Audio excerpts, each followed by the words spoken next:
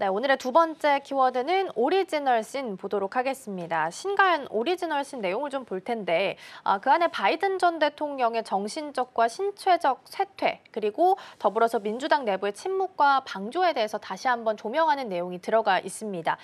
책을 좀 보면요. 바이든 전 대통령이 그때 당시에 오랜 참모들의 이름을 잊어버리기도 하고 그리고 조지 클루니를 못 알아보는 등 여러 가지 문제들이 좀 있었음에도 불구하고 대선에 출마했다. 대선 후보에 나섰다라는 이야기들이 좀 나오고 있는 상황인데요. 이번 사실이 시사하는 바는 어떤 것들이 좀 있을까요? 일단 책 제목에서 알 수 있다시피 원죄라는 게 이제 원초적인 죄를 지었다는 그런 의미인 것 같은데요. 사실은 이제 단순히 이제 바이든 전 대통령이 나이를 먹어서 이제 일어난 정신적이나 신체적 쇠퇴 자체가 아니라는 그런 의미인 것 같아요. 진짜 문제는 이러한 어쨌든 신체적 변화에 대해서 민주당 내부에서 그러니까 측근들이 벌이고 있는 특히 와이프나 이런 분들에 대해서 철저하게 외면하고 이런 사실에 대해서 바이든이 일어나고 신체적 변화에 대한 일어나고 있는 것들에 대해서 이런 걸 국민에게 알리지 않았다는 거죠. 정말 심각하지 않나라는 생각이 드는데 책에 따르면 이제 저도 책을 못 읽었는데 책은 출간됐습니다. 그래서 여러분들도 사보실 수 있는데 이제 웹북으로 이제 사보실 수 있는데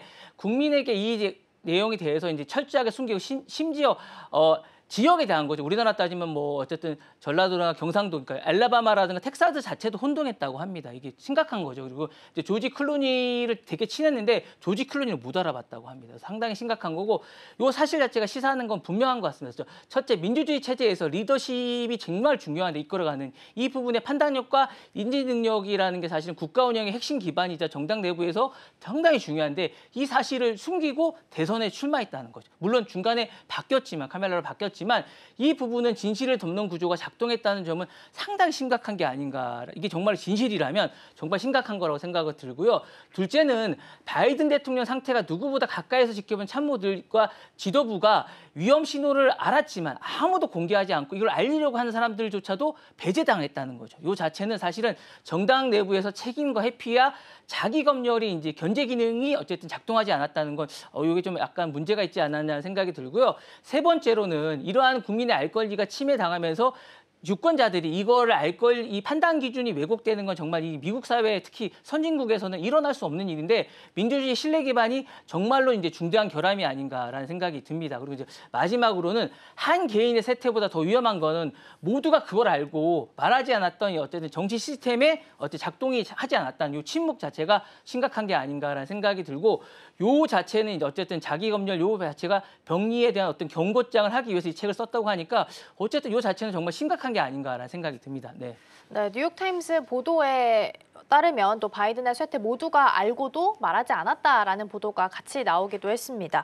그러면 이런 바이든의 뭐 정신적이나 신체적인 쇠퇴가 문제가 되고 있는 건데 민주당 내부 안에서는 이런 내용들이 좀 묵살된 건데 그런 이유는 어디 있는 건가요? 일단 리스크 회피 본능이 좀 있는 것 같아요. 왜냐하면 이게 이 정권을 뺏기게 됐다는 약간 불안 심리 이런 것들이 좀 있는 것 같고 이런 것들은 집단 자살처럼 약간 이런 부분들은 불안감이 좀 있었던 것 같아요. 이런 것들이 좀 있으면서 불안감을 회피하자. 이런 본능 것들이 좀 있었던 것 같고요. 그다음에 이제 요 모든 권력들이 핵심 참모진과 가족 중심으로 있다 보니까 이런 권력 집중이 좀 있다 보니까 이런 것들이 정보들이 어쨌든 소수에게 집단되는 것들이 있다 보니까 정보 흐름을 아주 소수들만 갖고 있다 보니까 이게 어쨌든 단절되다 보니까 이런 것들이 발생할 수밖에 없었던 것 같은 그런 흐름이 좀 있는 것 같습니다. 특히 왜냐하면 이제 책에 따르면 바이든 판단에 가장 큰 영향을 미친 건 어쨌든 질 바이든 여사라고 합니다. 와이프였던 질 바이든 여사가 그녀의 최측근이었던 이런 것들이 있다 보니까 다른 이야기들이 나올 수가 없다 보니까 더더욱 이게 심화되지 않았나라는 생각이 들고요.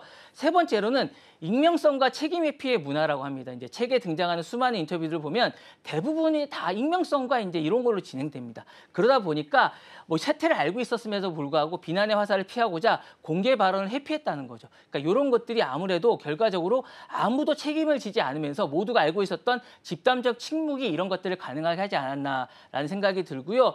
마지막으로는 패배 이후에 정치적 자기 부담이 아무래도 많이 있지 않았냐라는 생각이 듭니다. 그러니까 바이든의 재선 도전이 실패로 귀결된 이후에도 거의 모든 것들 당 지도부는 그때 왜 말리지 않았습니까? 라고 했을 때 질문에 책임을 지고 싶지 않았던 거죠. 그러니까 이게 대부분 이제 조용히 이제 실명의 비판이 있을 것 같고 대부분 막판에는 이게 질 것 같은 분위기가 모두 되보니까 책임을 모두 지고 싶지 않았던 거죠. 그러니까 이 부분에 대해서 이런 분위기가 아마 패배 의식이 졌다 보니까 이런 부분이 좀 많이 있지 않았나 생각이 들면서 보였음에도 말할 수 없고 말하면서도 위험한 진실에 대한 이런 부분에 대해서 모두가 좀 이렇게 패배 의식이 짙다 보니까 이런 분위기가 되지 않았나라는 생각이 듭니다. 네.